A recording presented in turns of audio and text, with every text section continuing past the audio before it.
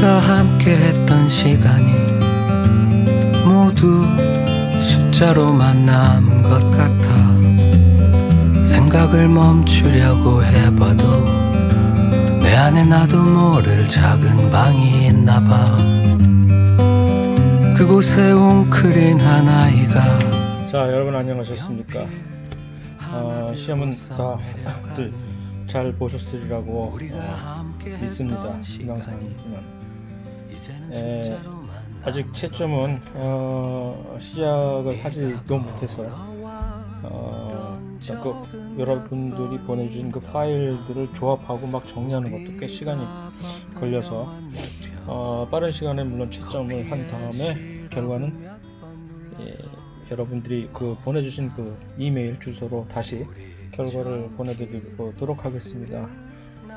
중간고사를 이렇게 보시느라고 애들을 많이 쓰셨는데 어느덧 기말고사 걱정을 한 달도 채 남지 않아서 한 달 있으면 기말고사를 봐야 될 상황에 처했는데 해보니까 중간고사를 이렇게 이런 식으로 해보니까 몇 가지 약간의 마이너 부분만 빼고는 무난하게 전부 잘 진행이 된 것 같아서 제가 어떤 방식으로 그것을 체크하는 노하우도 생기고 한 가지 조금 안타까운 것은 아직도 어디선가를 인터넷상에서 그대로 어떤 답안을 베껴 가지고서 그대로 서술형 문제 그렇게 쓰는 그런 사례들이 조금씩 눈에 띄어 가지고서 참 어쨌든 그래서 결과는 그런 식으로 알려드릴 거고 기말고사도 아마 그때도 이제 대면 수업은 이제 거의 불가능할 것 같고 하니까 기말고사 역시 이런 식으로 온라인 비대면 방식으로 치르는 게 낫지 않겠나 개인적으로 싶습니다. 그래서 일단 이번 시간에는 이것을 이제 여러분들의 이 중간고사를 한번 간단하게 일단 답도 체크해드리고 객관식 문제에 대해서 주관식 문제는 무엇이 어떤 방식으로 어떤 키워드들을 써야 이제 정답으로 간주될 수 있는 이제 사안이 되는가 하는 것을 간략하게 전체적인 답을 모범 답안을 제가 쓴다는 것은 뭐 불가능하기도 할 뿐더러 괜히 그래서 그 정도로 이제 간략하게나마 한번 살펴보도록 하겠습니다. 그래서 1번 문제를 보면 아래 반응들 중에서 보기에 반응들이 물이 담겨있는 시험관에서 수행을 하고자 한다. 여기서 물이 사실은 힌트죠. 여기서 그래서 시험관 안에서 밑에 이 반응들을 수행을 물론 웬만한 화학 반응은 이게 수용액 안에서 물이 없는 수용액 안에서 한다는 것은 말이 되지가 않지만 일부러 그것을 조금 더 강조하기 위해서 근데 이 중에서 효소를 첨가하지 않고도 이루어질 수 있는 반응은 그러니까 효소가 우리가 이 화학 반응에 있어서 생명체 안에서 필요한 이유가 딱 두 가지가 있었잖아요. 첫 번째는 이 비자발적 반응을 반응 연계에 의해서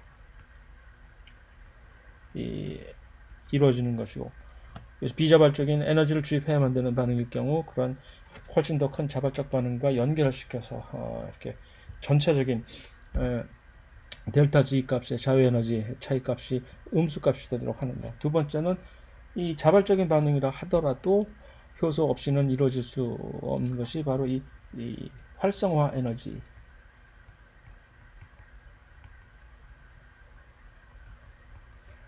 에너지 오브 액티베이션이 이거를 낮추지 못하면 화학 반응이 일어나지 못하니까. 왜냐하면 일단 이 반응에 참가하는 기질들의 반응물들의 화학 반응을 일단 먼저 띄어버려야 되니까 그러한 상황에서 두 가지인데 일단은 혼돈을 조금이라도 좀 쉽게 내기 위해서 일단 여기 있는 것들 보면 사실은 전부 이 효소를 첨가하지 않고도 이루어질 수 있는 것이라고 하면서 전부들 이게 보면은 이 동화 반응들입니다. 그러니까 사실은 효소가 없이는 그러니까 비자발적 반응들이기 때문에 효소가 없이는 사실은 수행되기가 힘들다 하는 것을 금방 느낄 수 있게끔 문제를 좀 쉽게 내느라고 그러니까 예를 들어서 아미노산들부터 단백질을 합성하는 이거 당연히 뭔가 반응 연계가 이루어지지 않고는 발생할 수가 없는 얘기고 ATP 가수분해에서 발생한 에너지를 이용해서 포도당을 이산화탄소로 합성한, 이것은 이 일종의 반응 연계를 이용을 하는 것 같은 느낌을 주면서 포도당을 이제 이산화탄소부터 합성하는 아주 큰 동화적 반응을 설명하는 것이고, 뉴클리오티드로부터 RNA를 합성하는 것 역시 중화 반응이고, 그다음에 이 RNA를 합성할 때 RNA 중화 효소 같은 것들이 당연히 없으면 안 되는 것이고, DNA 이중 사슬의 복제, DNA 중합 효소 없이는 될 일이 아닌 것이죠. 이런 것들. 다만 딱 한 가지, 인지질들을 전부해서 세포막을 합성하는 것 결과 자체로 보면은 동화작용, 비자발적 반응처럼 보이나, 이들은 이들의 구조상 인지질들이 이렇게 물에, 더더군다나 특히 물에 놓여지게 되면 이들 자기들끼리 자발적으로 이렇게 뭉쳐서 일종의 긴 인지질 이중층을 이제 형성을 해 나간다고 얘기를 했잖아요. 이것은 이들이 이렇게 할 수밖에 없는 이유는 물 안에서 그래야만 가장 안정적인 엔트로피 값이 이제 증가가 되는 가장 안정적인 에너지 준위를 획득하기 때문에 그렇다는 얘기입니다. 히스톤을 위시한 핵으로 수용되는 단백질들. 히스톤 자체만은 핵으로 가는 단백질들 중에서는 수업 시간에서는 히스톤 외에는 다룬 적이 없긴 하지만, 히스톤을 위시한 핵으로 수용되는 단백질이 전부 모두 당이 부착되지 않은 단백질들이다라는 얘기입니다. 히스톤 자체는 대체로 양전하를 전부 띠고 있어서 DNA의 인산기들과의 이온 반응을 수용할 수가 있으나, 지금 히스톤만을 얘기하는 것이 아니라 히스톤을 위시한 많은 전부 핵으로 수용되는 단백질들, 이들 중에는 히스톤처럼 이렇게 양전을 띠고 있지 않은 그런 단백질들이 있는 것이니까.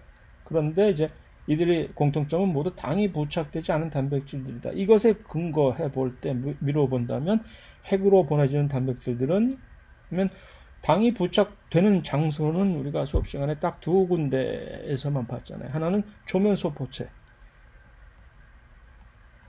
그 다음에 골지.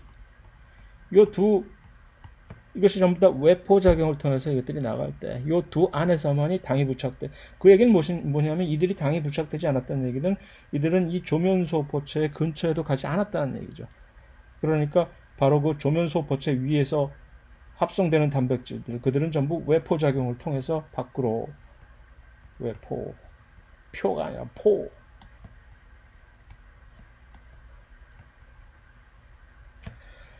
그러한 단백질들이 아니었다라는 얘기죠. 어떤 RNA가 물질 A를 B로 전환하는 화학 반응을 촉매하는 효소가 단백질로 이루어져 있는데, 왜 효소는 단백질들로만, 굳이 단백질들만이 효소로 굳이 쓰이는가? 이런 식으로 기질과 효소의 특이적인 반응이라는 얘기는 결국 모양들끼리 서로 딱 들어맞아서 그들이 반응을 할 수 있게끔 해주는 그러한 모양들이죠. 그러니까 생긴 대로 논다라는 뜻으로, RNA가 이런 단백질처럼 어떤 물질을 A를 B로 전환하는 효소 역할을 수행할 수 있으려면 이 RNA 역시 요 기질 A와 특이적으로 결합하는 능력이 있어야만 되겠죠. 그래야 이 친구를 결합을 한 다음에 B로 전환을 시키든 말든 화학 반응을 할 수가 있겠죠. 그래서 뭐 산화, 동화 반응 뭐 이런 거 전부 쓸데없는 얘기이고, 결국 이 A는 이 RNA와 특이적으로 결합을 할 수 있는 그런 관계가 성립이 돼야만 이것이 가능하다는 얘기입니다. 샤페론에 관한 아래의 설명 중 옳지 않은 것은,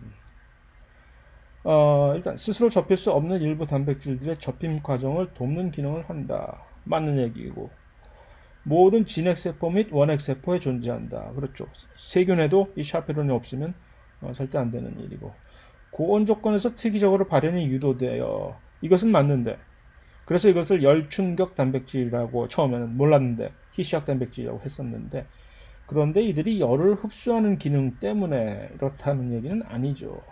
그래서 정답은 C가 되겠죠.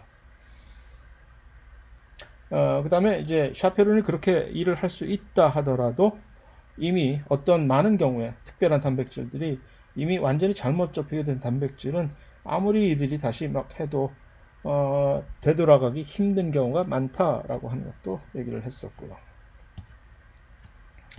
자, 이거 재수없기는 정말 재수없는 녀석인데, 결국 내부공생 이론에 관해서 이제 태클을 건다, 정말 재수없네.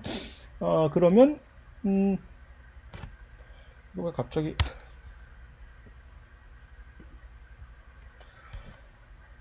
그래서 이 미토콘드리아가 원래 이 원핵세포 독립적으로 이제 내부 공생 이론에 의하면 이런 것인데 그게 아니라 이 미토콘드리아의 근원은 사실 핵과 DNA 일부가 어떻게 잠깐 파편이 쪼개져 나와가지고 결국 자기들끼리 막을 형성해서 그 DNA가 살게 돼서 그렇게 된 것이라고 우긴다라는 얘기죠. 그런데 그것을 이제 어떻게 반박을 하려면 뭔가 이제 단서를 제공해야 될 텐데 네 말이 정말 사실이라면은 그러면 네 말이 사실이라면 이래야만 되는데 사실 현재 그렇지 않지 않느냐라는 것을 이제 반박을 하면 되는 거죠. 그렇죠? 만약에 이들이 핵과 DNA 일부분이 떨어져 나와서 그렇게 독립적으로 이렇게 형성하게 된 것이라면 이것도 사실 가능성이 있는 얘기니까 그렇다면은 만약에 그 말이 사실이라면 미토콘드리아는 자체 DNA를 가지고 있지 않을 것이다. 왜? 이 핵에서 있는 DNA가 자체 와서 자기들끼리 독립하겠다고 독립선언하면 끝이지. 그러니까 이거는 아니고 미토콘드리아 안에 있는 리보솜이 존재하지 않아야 한다. 리보솜도 자기들끼리 그 세포질 안에 있다가 들어가서 독립하고 자기들끼리 살 수 있잖아요. 그러니까 그건 말이 안 되죠. 미토콘드리아의 외막과 내막의 화학적 성분이 동일해야 된다. 이것은 보세요. 만약에 이것이 핵에서 일부분이 떨어져 나간 것이라면 핵의 막은 핵도 역시 이중막이긴 하나 그 핵의 이중막은 외막과 내막이 전부 지금 현재 이 세포막과 화학적으로 동일한 성분이란 말이죠. 미토콘드리아의 경우와 다르게. 그래서 그것은 이제 만약에 이 말이 사실이면 이래야만 되는데 사실은 그렇지 않단 말이죠. 그러니까 C가 사실은 정답입니다. 이거 또 사실은 정답이라고 볼 수도 있겠네. 하지만 손에 장을 지지고 싶은 의도는 저로선 전혀 없기 때문에 그건 여러분들의 개인의 자유이고.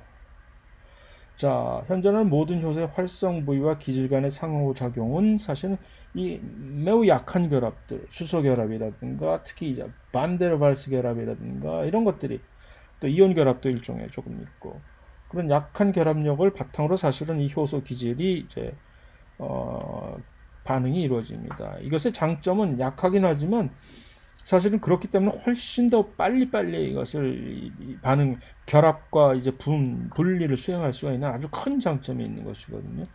근데 이것이 만약에 이 대신에 공유결합과 같은, 공유결합 안정적이죠. 매우 튼튼한, 강력한 결합은 맞으나, 만약에 이것이 이렇게 됐다면 이 효소와 기질 간의 결합 자체가 너무 강력하기 때문에 한번 붙으면 떨어지기가 거의 힘든 것이죠.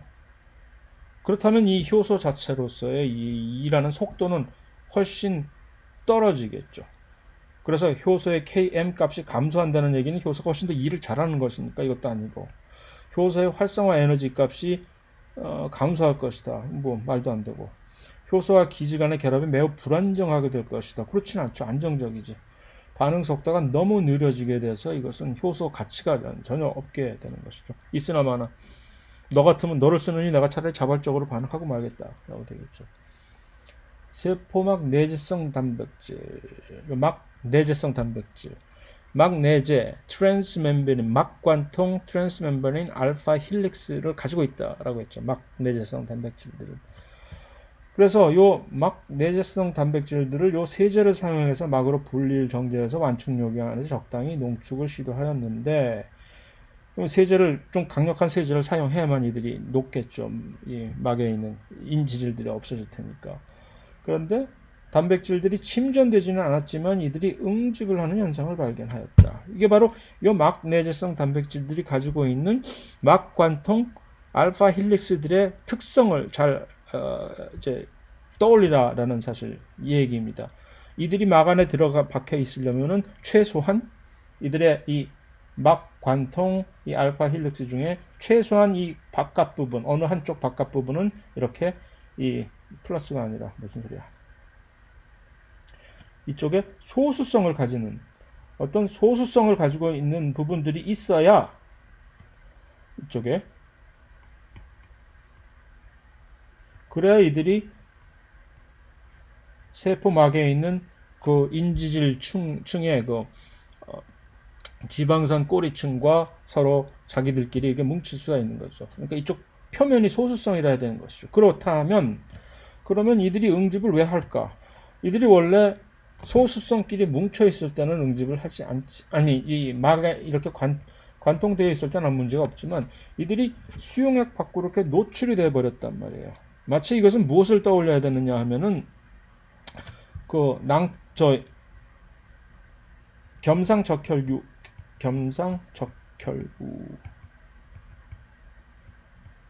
빈혈증의 돌연변이 베타 히모글로빈의 돌연변이가 왜 그들이 그 돌연변이 단백질들은 뭉치느냐? 소수성 부위가 돌연변이에 있어서 소수성 부위가 밖으로 노출이 됐기 때문에 그 노출된 소수성 부위들은 자기들끼리 뭉치게 된다 그랬죠. 왜냐면 그렇지 않으면은 이들이 이 수용액상에서 견뎌낼 재간이 없으니까. 바로 그것과 똑같은 동일한 상황이 벌어지게 된다는 것을 이해를 했으면 하는 바람에서 문제를 낸 것입니다. 그래서 이들이 왜 뭉치느냐라는 이유는 그러니까 단백질의 농도가 너무 높았기 때문에 뭉치나 뭐 꼭 그렇다고 뭉치는 것은 아니죠. 단백질 구조를 유지하고 있던 수소결합들이 모두 파괴된 것이 그 원인일 것이다. 그것은 아니고 이 경우에는 지금 막관통 단백질들을 좀 수소결합들을 파괴시키지 않더라도 얼마든지 밖으로 노출된 이 소수성 부위 때문에 그렇게 응집이 될 수 있기 때문에 막관통 알파 나선 구조들이 수용액상에 노출되었기 때문일 것이다. 바로 요 2가 정답이 되는 것이죠.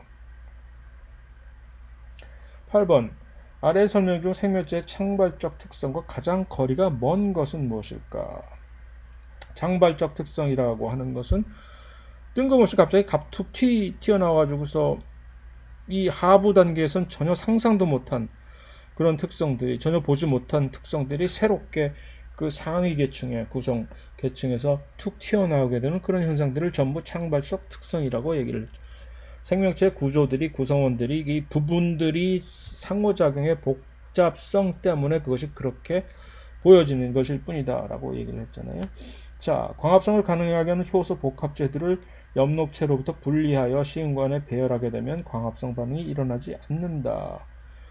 그렇죠. 그러니까 결국 시험관 안에 배열된다는 얘기는 바로 엽록체 안에 있는 여러 가지 효소 복합체들을 따로따로 분리해서 부분으로 쫙 나열을 해 놓은 것인데 이들을 제대로 잘 끼워 맞추지 못하면 절대로 이 광합성이라는 새로운 창발적 특성을 보여줄 수가 없다는 것이죠. 그래서 이거는 맞는 얘기이고 생명체 내에서 효소는 기질적 특이성을 나타내며 비자발적 반응을 반응 연계에 의해서 실현시킨다. 이것은 전혀 창발성과 관계없이 혼자 솔로로 지금 효소 하나 자체가 그냥 단독적으로 기질을 만나서 원래 가지고 있던 특성대로 자기들끼리 딱 결합을 해서 벌이는 반응 연계입니다. 그러니까 이것이 무엇이냐 하면은 이것을 시험관 안에서 효소를 떼어내고 기질을 떼어내서 시험관에서 반응을 시켜도 그대로 재현을 할 수가 있는 사안이죠. 그렇게 되면 이건 창발적 특성하고는 거리가 머네 라고 이제 생각을 할 수가 있는 거죠. 정답이고 이것이 신경세포들로부터 이루어진 뇌에서 갑자기 이런 것들이 튀어나온다. 대표적인 창발성의 예이죠.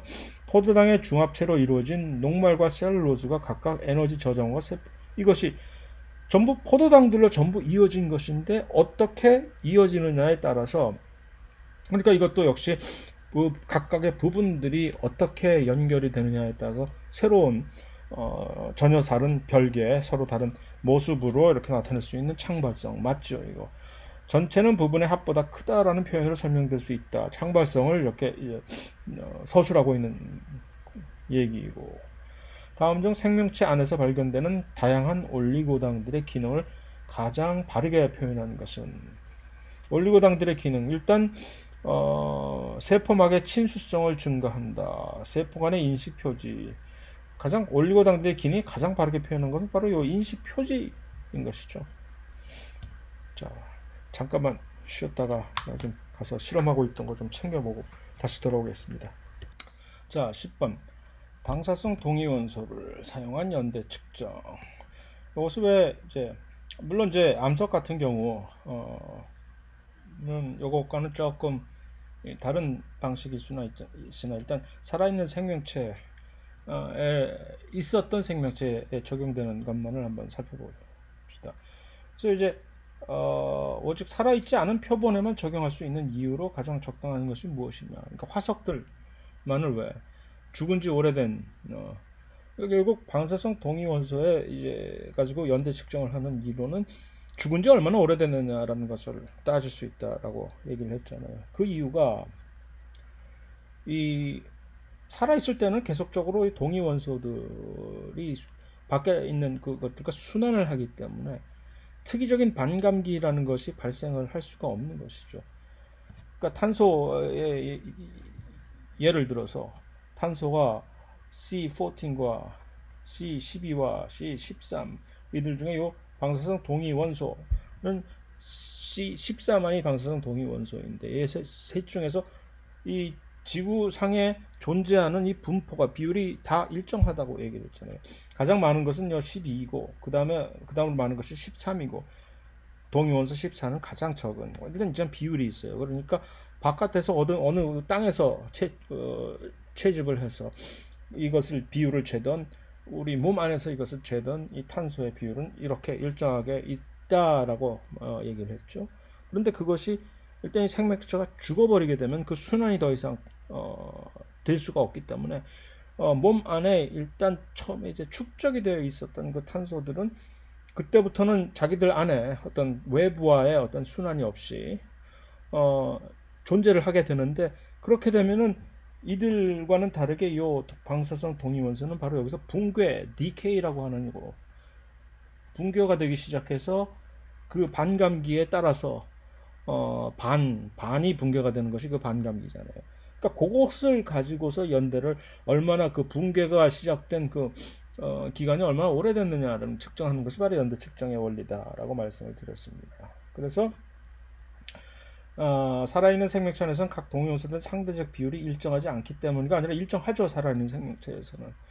살아있는 생명체에서 방사성 동위원소를 주입하면 건강에 치명적인 부작용을 가져오기 때문에 헤이 C14 정도야 뭐 전혀 동위원소를 사용해서 연대를 측정하기엔 살아있는 수명이 너무 짧기 때문에 뭐 꼭 그런 건 아닙니다. 물론 C14 같은 것들은 부적절하긴 하나 워낙 반감기가 길어서 그것 때문에 못하는 건 아니고 다른 거 쓰면 되지. 아주 반감기 짧은 살아있는 생명체 내에서는 방사성 동위원소의 반감기를 측정하는 것이 일단은 불가능하기 때문에 그런 것이죠. 예. 지금 말씀드린 대로. 다음 주 생명체가 외부로부터 에너지원을 지속적으로 공급받아야 하는 이유와 가장 관계가 없는 것은 무엇인가? 밖으로부터 에너지원을 지속적으로 공급받아야 하는 이유는 일단은 생명체라는 것은 일단 엔트로피가 매우 낮은 것이기 때문에 그 낮은 엔트로피의 그 이제 구조를 계속적으로 유지하기 위해서는 에너지를 계속 주입을 해줘야만 되는 것이죠. 그래서 그 다음에 여러 가지 생명체 안에서 이 합성을 하고 하는 동화작용 수행을 하기 위해서도 필요하고 낮은 엔트로 값을 유지하기 위해서도 그렇고 그 다음에 또 여러 가지 항상성을 유지하기 위해서는 항상 에너지가 필요한 것이니까 그 에너지를 능동적으로 사용하는 항상성의 유지. 연력학 제1법칙이 여기서 무슨 관련이 있냐면은 결국 그런 에너지원을 공급받아야 될 때에 그것을 자체 내에서 그 에너지를 혼자서 자가 발전이 안 된다라는 얘기죠. 에너지를 스스로 생성해낼 수 있는 존재는 아무도 없기 때문에 이 제1법칙에 가면 그래서 이것도 역시 해당이 되는데 ATP 가수분해는 직접적으로 사실 관계가 없는 것이죠. 뭐 이게 뭐 어쨌다는 얘기예요. 물론 ATP 가수분해를 함으로써 그것을 이용해서 여러 가지 에너지를 쓴다라는 측면에서 보면 약간 그럴듯하기도 쉽지만 그것은 너무 앞서 나간 것이고 다음 중 RNA 2차 구조에 관한 설명을 옳지 않은 것은 두 RNA 사슬 사이에서 뉴클레오티드 염분의 상보적 결합에 의해 형성된다. 자, 두 RNA 사슬 사이에서 이것이 문제가 되는 것이죠. 2차 구조는 이 단일 자기 자체 내에서 영어로 intrastrand라고 해서 그래서 자체 내에서 간의 그 상보적 결합에 의해 형성되는 것이기 때문에 정답은 곧바로 이것이 되겠지요. 단백질의 2차 구조를 유지하는 화학결합과 같은 종류의 화학결합, 수소결합이니까 이것이 상보결합, 단백질의 2차 결합 역시 단백질들, 아미노산들의 골격들 간의 수소결합에 의해서만 형성이 되니까. 일부 RNA들이 리보자임 기능을 수행할 수 있는 근본 이유, 2차 구조가 형성이 될 수 있기 때문에 이것이 3차 구조를 만들어서 특별한 모양을 만들어내기 때문에 일부 RNA들이 마치 단백질처럼 효소 기능을 할 수 있는 이유가 되는 것이고, 에탄올 등의 알코올은 수소결합을 파괴를 시키기 때문에 DNA든 RNA든 에탄올 고농도로 치게 되면 수소결합이 파괴가 되기 때문에 그렇습니다. 그래서 맞고, 특정 유전자로부터 만들어진 RNA가 어느 부위에서 2차 구조를 형성할지 100% 정확하게는 아닐지라도 이것을 보면은 대충 예측이 가능합니다. 마치 단백질에서 2차 구조들을 어떻게 형성할지를 컴퓨터에서 그냥 염기 서열만 봐도 아미노산들이 어떤 것이 만들어질지 보면 대충 요즘은 예측이 가능하듯이 이것도 맞는 얘기입니다. 일단은 가장 말 딱 틀리는 것이 바로 A에서 딱 튀어나왔기 때문에 다른 것들이 혹시 약간 긴가민가 하더라도 이거 두 RNA 사슬 사이에서 이것이 만들어진다 라는 것이 아니기 때문에 반데르발스 결합과 가장 관련이 없는 연관어를 고르라 하면 반데르발스 결합이라는 것은 일종의 아주 약한 비공유 결합으로서 여기서 원자과 전자라고 하는 요것들은 그 원자과 전자 때문에 이온 결합이라든가 또는 공유 결합 같은 것들을 형성하게끔 만들어지는 그 근본 원인입니다. 그래서 이것은 답이 될 수가 없는 것이고, 나머지는 이제 개코도마뱀이 바로 그 표면을 딱딱딱딱 수직된 표면을, 유리 표면을 올라갈 수 있는 이유가 반데르발스 결합을 활용을 해서 그렇다고 얘기를 했고, 항체 항원 결합이 바로 대표적인 그러한 그 반데르발스 결합에 의한 형성되는 것이라고 얘기를 했죠. 그 다음에 그 반데르발스 결합에서 가장 중요한 것은 이런 표면이 넓적한 서로 간에 이렇게 딱 이 보완적인 상보적인 표면이 아주 중요하다고 얘기를 했었고, 소수성 결합은 이것이 왜 되느냐? 소수성 결합이라는 것 자체도 사실은 자기들끼리 뭉치게 되면은 그때의 반데르발스 결합이 이것들을 유지를 시켜주는 것이라고 얘기를 했잖아요. 그래서 답은 원자과 전자가 되겠고, 다음 중 다세포 생물이 대기산소가 충분히 축적된 이후에 지구상에 나타나게 된 이유가 무엇이냐? 다세포 생물이라고 하는 것은 결국 산소의 요구량이 엄청나게 큰 것입니다. 왜냐하면 에너지가 엄청나게 큰 몸집을 유지하기 위해서 그 에너지 요구량이 원핵세포 또는 심지어 진핵세포라 할지라도 단세포 생물과는 비교가 안 될 정도로 많기 때문에, 그래서 그 많은 에너지는 누가 가져다 줍니까? 미토콘드리아가 그것을 이제 가져다 주잖아요. 그럼 그 미토콘드리아들은 산소 없이는 그 기능을 수행을 할 수가 없잖아요. 그렇기 때문에 바로 이 A가 정답이 되는 것입니다. 글리코시드 결합이나 에스터 결합, 이것들은 전부 축합 반응이죠. 근데 펩티드 결합도 이것도 축합 반응이란 말이에요. 그럼 얘네들이 뭐가 다르다는 얘기지? 그러니까 가수분해에 의해서 형성이 됐나? 아니죠. 축합 반응이니까 물이 빠져야지. 가수분해는 정반대인 것이고, 자발적 반응이다. 아니죠. 이화적 반응이 그 다 같은 얘기니까 아니죠. 동화 반응이죠. 펩티드 결합은 리보솜에서만 일어나잖아요. 나머지들은 여기저기서 아무 데서 막 일어나고 있는데, 이 펩티드 결합만큼은 리보솜 안에서 있는 특별한 리보자임, 이 16S RNA 원핵세포에 있는, 그 다음에 그것에 상응하는 진핵세포의 또 다른 리보소멀 RNA에 의해서 사실 이것이 촉매작용이 됩니다. 사람과 침팬지의 DNA 염기 서열은 98.8%가 일치합니다. 이에 관한 설명 중 옳은 것은, 일단 일치하는 요기에 해당하는 DNA 부위는 모두 유전자 맞긴 한데, 그럼 그 나머지는 유전자 아니라고? 일치하지 않는 1.2% DNA 염기 서열은 이것이 왜 일치하지 않는가? 공통 조상으로부터 떨어져 나오면서 돌연변이에 의해서 발생한 것이기 때문에 그런 것이죠. 인류의 침팬지의 공통 조상의 DNA 염기 서열은 사람보다 침팬지의 DNA와 더 비슷할 것이다. 누가 그래? 그럴 사람의 DNA는 침팬지의 DNA보다 1.2%가량 더 안정적이다. 웬 자뻑? 아니고, 50만 년 전에 인류의 침팬지의 DNA 염기 서열을 비교하여도 현재와 같은 일치를 나타냈을 것이다. 아닌 거 아시잖아요. 알파 나선과 베타 병풍 구조에 대한 아래의 설명 중 옳은 것은 둘 다 단백질의 2차 구조를 생성하는 것인데 모든 단백질들은 이 두 가지 구조를 반드시 가지고 있다. 아니지요. 어떠한 아미노산들을 서열을 어떤 위치에 가지고 있느냐에 따라서 가질 수도 있고 안 가질 수도 있고 하는 것입니다. 그래서 아니고 아미노산의 서열 조합에 의해서 결정되는 단백질의 접힘을 형성한다. 아미노산의 서열 조합에 의해서 결정되는 것까지는 좋은데 이것이 단백질의 접힘을 형성한다라는 것은 좀 너무 앞서 나간 것이죠. 아미노산 골격들의 수소 결합에 의해서만 유지된다. 골격들. 이것이 정답입니다. 아미노산 겹사슬들 간의 비공유 결합들에 유지되는 것은 바로 이것이 3차 결합인 것이고 단백질 변성은 3차 결합을 망가뜨리게 하는 것이죠. 단백질 변성이라는 것은 바로 이 2차 구조까지 건드리는 것은 아닙니다. 18번 어떤 단백질이 오른쪽 그림 아미노산을 약 30% 이상 함유하고 있다면 꽤 많은 것이죠. 얘가 누구냐?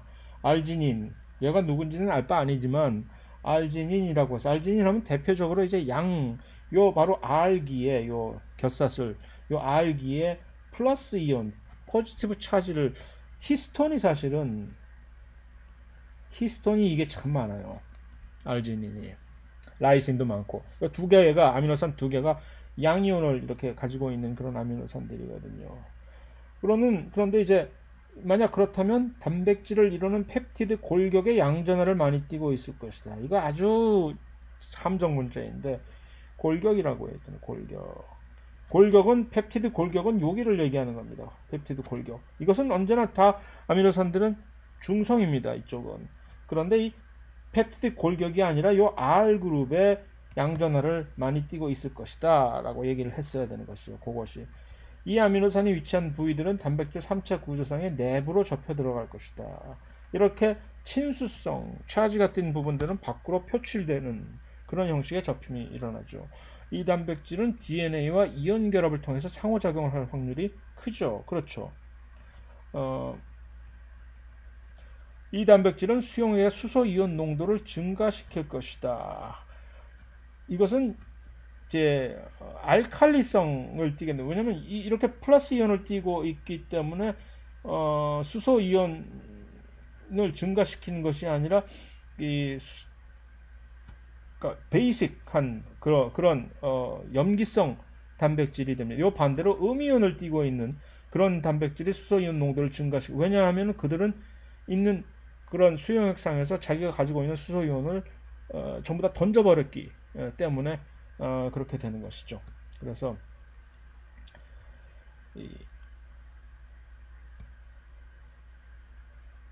이 단백질은 다른 단백질보다 훨씬 열에 약할 것이다. 근거 없는 얘기고. 그래서 C가 정답이 될 것이고 DNA와 RNA 중합체 사슬의 합성이 언제나 5에서 3방향으로 진행되는 이유는 특별한 방식의 인산 이 에스테르 결합이 돼서 그런 것이죠. 그래서 뉴클리오티드 간의 이 인산 이 에스테르 결합이 형성되는 것이 언제나 항상 기존에 있던 3방향의 OH 이것과 들어가려고 하는 5방향의 인산기 이것이 이렇게 결합이 돼야 되기 때문에 항상 이렇게 그러면 이 연결을 하다 보면은 첫 번째는 O 이 끝으로 갈수록 3방향 이렇게 진행이 이렇게 돼 가는 것이죠. 무엇은 그래서 이것이 만일 DNA에 티민 염기 대신 우라실 염기가 사용되었다면은 얼핏 언급을 했듯이 우라실은 바뀌어도 저절로 바뀌어서 이것이 시토신이 이제 우라실로 변하는데 시토신이 이제 메틸기가 들어갔다가 갑자기 그것이 떨어져 나가면 바로 우라실이 되어 버리는데 DNA에 대신 티민 대신에 우라실이 있었다면 그러니까 시토신이 돌연변이에 의해서 이렇게 저절로 된 것인지 뭔지를 분간을 할 길이 없다는 얘기죠. 그래서 이 돌연변이 발생 빈도가 훨씬 높아질 수밖에 없는 이유가 우리 몸 안에는 마치 스펠링 체크를 하듯이 DNA 복제한 후에 에러가 없나 하고서 쭉 이렇게 스캔을 하는 시스템이 있는데 그걸 잡아내지는 못하게 되는 거죠. 이 둘 중에 누가 맞는지를 알아야지. 이렇게. 근데 이 우라실이 들어가 있는 쭉 버티고 있으면 네가 여기 올 자리가 아닌데 여기 왜 있지? 하고 쏙 집어내 버리고 그 대신에 또 다른 요 상대적인 상보적으로 있던 그 친구를 여기다 이제 또시 그 상보 염기를 끼워 넣기 때문에 그래서 훨씬 더 이 자연적으로 저절로 생기는 이 돌연변이를 빈도를 낮출 수가 있는 것이죠. 이렇게 함으로써 자, 요 세포에서 일어나는 어떤 유전자의 발현 양상을 모식도로 이렇게 나타냈는데 일단 이것은 원핵 세포에서만 일어나는 것이죠.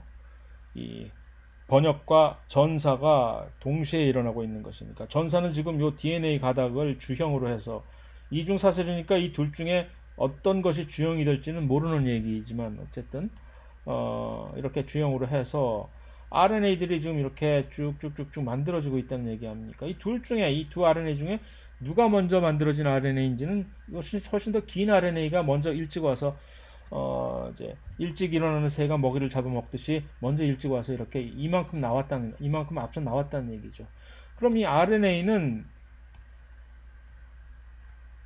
일단 이 RNA는 합성이 되는 방향이 이 RNA 역시 5에서 3 방향으로 합성이 되기 때문에 그 얘기는 이 RNA가 지금 이렇게 지금 만들어지고 있는 얘기니까 이게 5 방향이고 이쪽이 3 방향이란 얘기죠. 5, 3.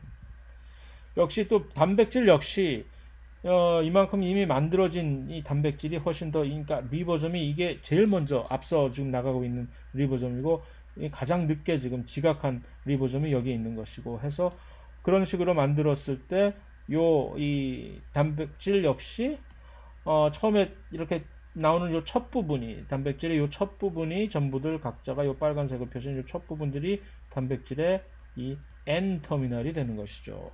제일 먼저 만들어진 그런 것들을 이제 좀 가지고 있다가 정보를 가지고 있다가 한번 봅시다. 이 그림의 리보솜들은 모두 RNA 위를 5말단에서 3말단 방향으로 지금 이동 중이다. RNA는 항상 RNA 위에서 이 5에서 3말단 방향으로 읽어 나갈 수밖에 그렇잖아요. 지금 그림 자체가 이 친구가 제일 먼저 지금 가장 멀리 진행을 한 RNA이고 그럼 이쪽이 RNA 5말단 방향이니까 그것은 맞는 얘기가 될 것이고 맞아요. 히스톤 단백질은 절대로 그림에 난 단백질들 중에 하나가 될 수 없다. 맞죠? 히스톤 단백질은 진핵세포에서만 볼 수 있는 것이니까 RNA를 달을 지금 이런 RNA 달을 합성 중인 RNA 중합 효소는 이 그림에서 현재 다의 3말단에 위치해 있다. 여기에 위치해 있다는 얘기죠. 그렇죠. 여기서 지금 한참 열일하면서 이쪽으로 계속 진행을 해 나가고 있는 거예요. 지금 이 친구가. 그러니까 지금 이 RNA의 중합효소가 나가는 방향 자체가 여기서 이렇게 이 화살표 방향 이렇게 진행을 하고 있는 겁니다. 이게 RNA 합성 과정이. 그 얘기는 그것을 주형으로 지금 제공해주고 있는 DNA의 방향은 주형 DNA 방향은 그와는 정반대 방향, 역평형이니까 이렇게 되고 있다는 얘기죠. 그러니까 이 DNA 상으로는 여기가 5말단이라는 얘기죠, 그죠? 그래서 그림에 보인 DNA에 가닥의 나 지점이 5말단이라면 요 나 지점이 그림의 요 나 지점이 여기가 만약에 5말단이라면 이 DNA는 전사의 주형 DNA가 아니다. 맞는 얘기죠. 그렇죠. 이 주형은 여기가 5말단이라야지. 번역이 끝난 후에 이 단백질은 조면소포체 내부로 보내져서 단백질 접힘이 완성된다. 자, 이거 옳지 않죠. 왜냐하면 조면소포체라니 이건 진핵세포에만 있는 것인데 이건 원핵세포인데 그래서 이것은 2가 답이 되겠죠. 위의 그림에 나타난 현상을 실제로 세포 안에서 관찰하기 위해서 형광현미경을 만약에 사용한다면 형광현미경 장점은 라이브 이미징이었잖아요. 그렇죠? 그래서 이 실시간 관찰 아주 좋은 얘기죠. 그런데 여기서 함정은 무엇이냐? 나타나는 현상을 관찰한다는 얘기니 리보솜을 볼 수 있어야만 된다는 얘기죠.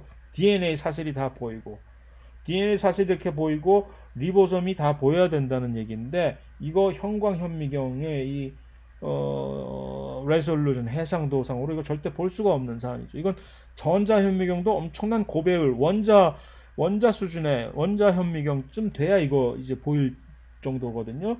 그러니까 살아있는 세포에서 단백질 합성을 실시간으로 관찰할 수 있는 형광현미경은 없다는 얘기입니다. 현재 기술로서는. 전자현미경을 사용하는 것보다 높은 해상도로 이 과정을 관찰할 수 있다.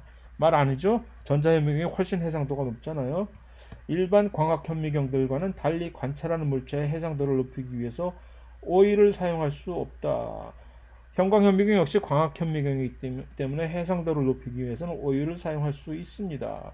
리보솜을 식별할 수 있을 만큼의 고배율의 현재 기술은 구현할 수 없다. 이것이 맞는 얘기죠.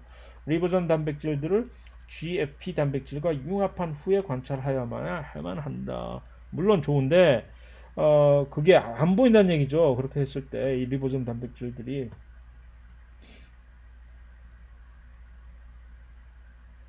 수크랄로스와 트랜스 지방이 각각 인체에 미치는 영향이 공통적으로 시사하는 바.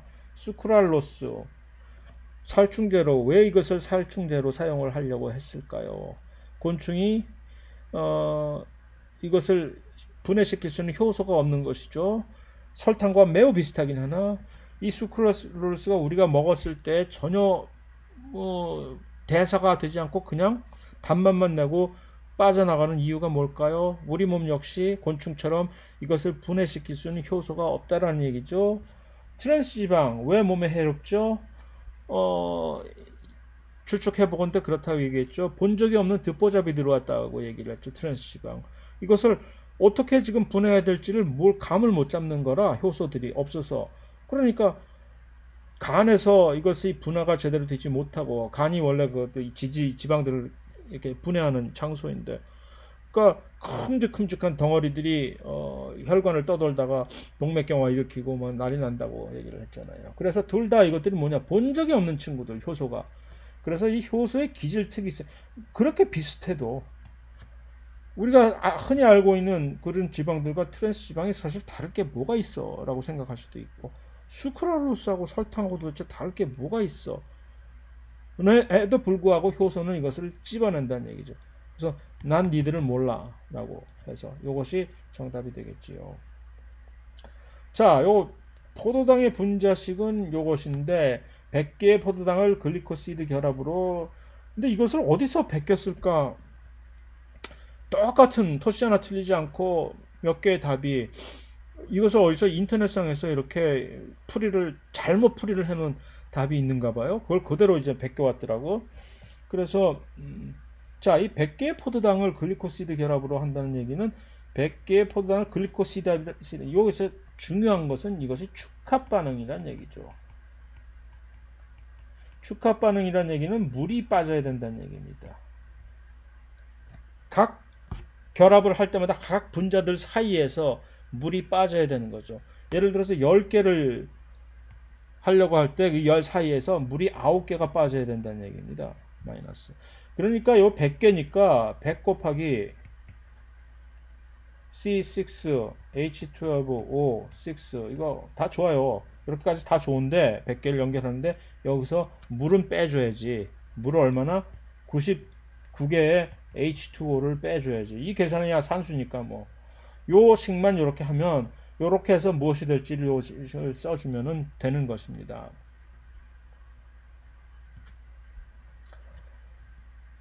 자, 이 그림을 참조하여 어째서 모든 생명체들이 일련의 특성들을 공통적으로 관찰할 수 있는지를 간략하게 설명을 하시오 라고 했습니다. 결국 그러니까 이런 대사, 자극, 반응, 항상성 이런 것들이 왜 모든 생명체에서 다 보이느냐, 그 다음에 생식이라든가 이제 요 진화라든가 이것들은 또 도대체 왜 보이느냐라고 하는 것을 이렇게 똑같이 제가 지금 얘기하는 거와는 뭐 굳이 똑같지 않더라도 이런 포인트가 포함이 되면 되는 겁니다. 그래서 그리고 세포라는 이제 하나의 근본 단위로 조직이 된 생명체인데 그들은 전부 공통적으로 유전자를 가지고 있다는 얘기죠. 그런데 유전자, DNA로 이루어진 이 유전자가 결국은 요 유전자를 가지고 있는 요 세포라는 것이 뭐냐면 일단 이 짓을 한다는 얘기죠. 어떻게 해서든지 살아보려고, 오래 살려고. 이것이 유전자의 특성이어서 그런 것인지, 마치 그 리차드 도킨스의 이기적 유전자를 굳이 뭐 떠올리지 않더라도 아니면 그냥 원래 뭐 세포 자체가 원래 그런 것인지는 모르겠으나 어쨌든 이러한 조직으로 가진 이 생명체는 이것을 하려고 하기 때문에 그러면 무슨 일이 생기냐면 그게 현실적으로 안 되잖아요. 그러면 이렇게라도 해야 된다는 얘기죠. 결국 생식이라는 것은 바로 이 영생을 이루기 위한 그 차선에 그래서 다음 세대로 이것을 넘겨주면서 생을 이제 계속 영속적으로 이제 이어나가는. 그런데 문제는 여기서 무엇이 발생하느냐면 유전자가 DNA인 것 때문에 DNA는 원래 태생적으로 이 변이가 돌연변이가 생긴다는 얘기죠. 그러면 바로 이 두 가지의 성질 때문에 진화라는 어떤 그 과정의 이 심사를 받을 수밖에 없게 되는 것이죠. 왜냐하면 이러한 것들 때문에 엄청나게 많아지는 개체들이 서로 다른 형질의 변화가 생기는 것이지, 변이가. 그래서 그 여러 가지 다양한 형질들 중에서 어떤 특정한 개체들만이 선발이 되는 자연 선택이 여기서 발생을 할 수밖에 없는 것이죠. 자, 그러면 그 자연 선택 과정에서 살아남기 위해서 이들은 사실 개인적인 수준에서 살아남기 위한 절규입니다.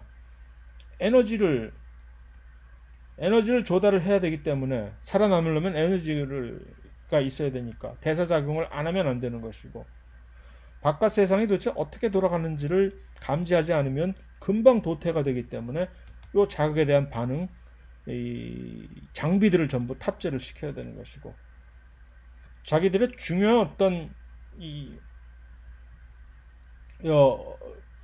파라미터로 영어로 얘기하는 한국말로 뭐라고 얘기를 하냐 이것을 어떤 이 파라미터 이 조건들을 유지를 중요한 때는 해야 되기 때문에 항상성을 유지를 해야 되는 거죠.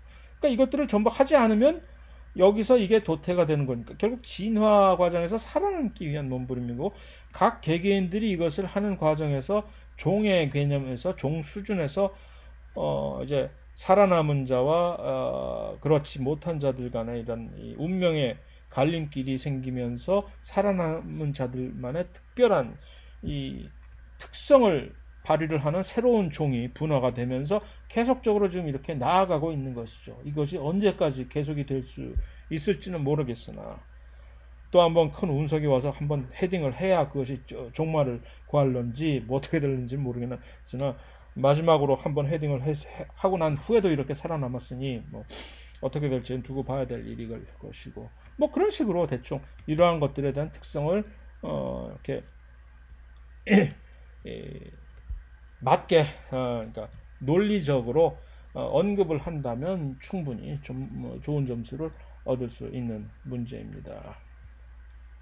자, 활성을 저해하고 있을 이제 저해제가 이제 저해제 A가 있고 여기 저해제 B가 있는데 그랬을 때 활성이 이렇게 이 둘 중에 저해제 A와 B 둘 중에 어떤 것이 이제 경쟁적 저해제이고 어떤 것이 비경쟁적 저해제인지는 일단 이것이 경쟁적 저해제이겠죠. 왜냐하면 Km 값에 영향을 이 친구는 주기 때문에 그러니까 이 기질의 농도를 증가시키면은 이 저해제는 여기까지 맥시멈까지 저해제가 있을 때라도 충분히 도달할 수 있다라는 얘기고 이 비경쟁적 저해제는 저 활성 부위에 경쟁하는 것이 아니기 때문에 이 친구들은 그렇게 해봤자 될 일이 아닌 것이고 그랬을 때 두 저해제 중 어느 것이 효소의 활성 부위와 결합을 할까 아주 쉬운 문제죠. 사실 이것은 그랬을 때 요 경쟁적 저해제이기 때문에 이것을 이유를 어떻게 설명하느냐 왜 이것이 경쟁적 저해제이냐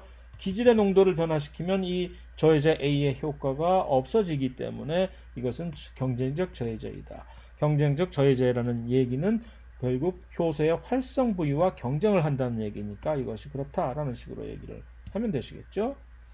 27번 헤모글로빈과 미오글로빈의 산소 운반 활성을 비교한 것인데 이것이 그럴 때 이제 헤모글로빈은 요 S자 곡선을 이렇게 활성도가 띄는 이유는 왜냐하면 이것이 그 코 앞으로 협동성을 보이는 왜냐하면 이 헤모글로빈은 4개의 소단위체로 이루어진 그러니까 각각의 하나의 소단위체들이 기질인 산소를 하나씩 결합을 하면 할수록 훨씬 더 이 안정화가 돼 가지고서 협동성은.